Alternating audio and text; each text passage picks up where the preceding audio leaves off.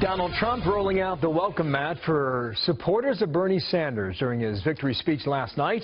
Here is a taste of that message.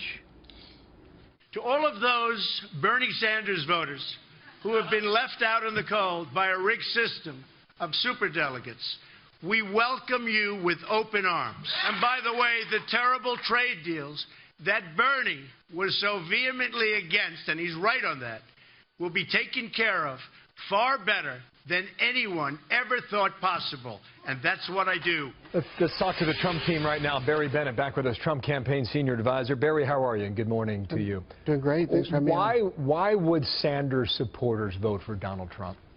Well, you know, they've been talking about a lot of the same things, right? You know, government that not only doesn't help people, but actually doesn't seem to care.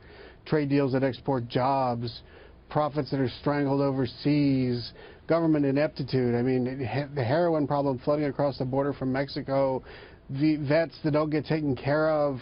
I mean, it's a very much an anti-Washington kind of message that they both share. The solutions, you know, can be slightly different, more than slightly different. Yeah, is there evidence? But the problems are the same. Yeah, is there evidence that they would vote for Trump? Yeah, I mean, if you look at the latest polls, 40% of them, 40% of the Sanders voters say they won't vote for Hillary. We don't need 40% of them, obviously. You know, 4% would be fantastic. But, you know, I think we can do quite well. Don't you think some of that changes? Some of it wears off? I mean, it happened for the Republicans and Trump. Yeah, but in the Trump effort, it was 4 of 4 Republicans. It was the establishment Republicans coming home. Bernie Sanders is not getting the vote of the establishment Democrat. Okay, they're not really Democrats. They were unaffiliated. It's their first-time voters, their first-time donors, and they're just sick of Washington. So it's very different. You're thinking 40%. Well, the polls say 40% of them are not going to vote for Hillary. We're not going to get 40% of them. That would be unrealistic. What do you think you get? Oh, you know, 3 or 4% of them is devastating to her. 3 or 4%. Yeah. That would do it? I mean, yeah, talk to Al Gore about 3 or 4%. True story on that. Last night I heard a few new lines about the hedge fund at the State Department by way of the Clinton Foundation using professional life for personal gain. Yeah. I think Republican supporters wanted to hear that, but where was that message in the last week? Well, you know, the campaign is a long time coming. She just became the nominee last night. We're going to talk about her, the foundation, what she did at State, what she did previously, the ATM that they've created called the Clinton Foundation, all that kind of stuff. We'll be talking about it a lot through the fall. Well, you were on the call 2 days ago, right? That got a lot of attention? Yeah. And Donald Trump was on that call for an hour. Give us your sense of the tone and the direction on that call, because it seems somewhat contentious. Lay it out. I wouldn't describe it as contentious at all. I mean, there was a lot of downloading of facts that, frankly, a lot of the surrogates had never heard before. You know, 19,000 pages of people who love the class are available online in the public record.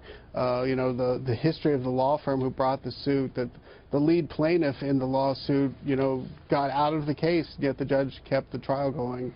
All these kinds of things, which were all new information to a lot of us and very helpful. It was my understanding after that statement yesterday that he wanted to put that behind him. Yeah, I mean, you know, this is not a campaign issue for sure. Is not. I'd much rather talk about Hillary Clinton's record. Yeah, I'm certain, but that goes back to my question about where was that message over the past week? I mean, do you consider that a missed opportunity? Well, you know, I mean, certainly the clock ticked, and we can't turn the clock back, but there's plenty of time left on the clock. And on that clock, in 5 months, how do you see these two today? Where are they, and where is this election? I think it's a classic 30-year incumbent defender of Washington and the status quo versus a brand new candidate who's the agent of real change and not a friend of the D.C. establishment. And that's how... I love that. I love that positioning. Does that sell now in 2016? Oh, more than ever. More than ever. How come?